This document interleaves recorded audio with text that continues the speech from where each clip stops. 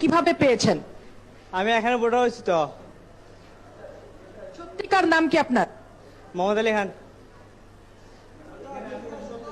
আচ্ছা, মুন্নি, আপনি নিশ্চয়ই দেখছিলেন তিনি এই ভোটার দাবি করছেন, তার বয়স ৩৮ বছর। মূলত আমরা দেখছিলাম যে এখানে যিনি রয়েছেন, এখানে যারা পোলিং এজেন্টরা রয়েছেন মূলত তারাই ব্যাপারটি ধরতে পারেন, এবং তারা বারবার বলছেন যে এখানে যারা যেই ভোটার এইমাত্র ভোট দিতে এসেছিলেন তার বিষয়ে তারা প্রথমে ধরতে পারেন যে ওনারা এই যে ভোট যিনি দিচ্ছেন তার বয়স কোনোভাবেই ৩৮ বছর নয়।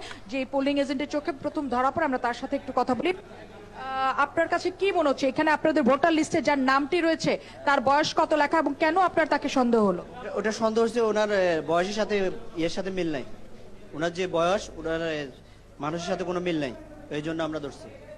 এরকম কি আর ভোটার কি পেয়েছেন? না, এরকম আর পাইনি। কারণ আছে, কিছুক্ষণ আগে আমরা একটা ভোটার অন্য একজনের ভোট দিয়ে চলে গেছে।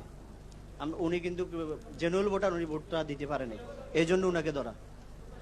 মুন্নি, এরকম বেশ কিছু ছোট ছোট ঘটনা এমন জাল ভোটারদের কি আসলে পরবর্তী কি ব্যবস্থা নেওয়া হচ্ছে, আইন শৃঙ্খলা বাহিনীর হাতে তুলে দেওয়া হচ্ছে কিনা? মুন্নি, আমি সেই কথাটাই এই মাত্র বলতে চাচ্ছিলাম যে এই ধরনের যে আইনের হাতে তুলে দেওয়া বা এখানে যারা আইন শৃঙ্খলার কাজে রয়েছেন, দায়িত্বে রয়েছেন, তাদের কারো হাতেই কিন্তু এখন পর্যন্ত সেটা তুলে দেওয়া হয়নি। এবং শুধু তাই নয়, আমি এই কেন্দ্রটিতে দেখছি যে আপনি এই ভোট কেন্দ্রে ভোটারের সংখ্যা হচ্ছে ২৫০০-এর মতো।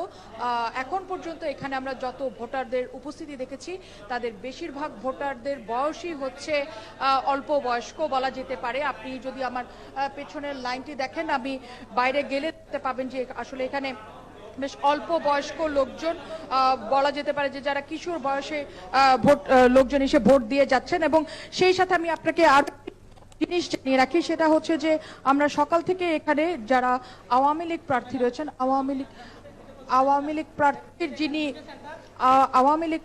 যিনি পোলিং প্রত্যেক সেই পোলিং এজেন্টদের উপস্থিতি আমি পাচ্ছি, কিন্তু যিনি বিএনপির যিনি প্রার্থী রয়েছেন তার পোলিং এজেন্টদের তেমন কোনো উপস্থিতি আমি দেখতে পাইনি। বেশি ফারহান, আমরা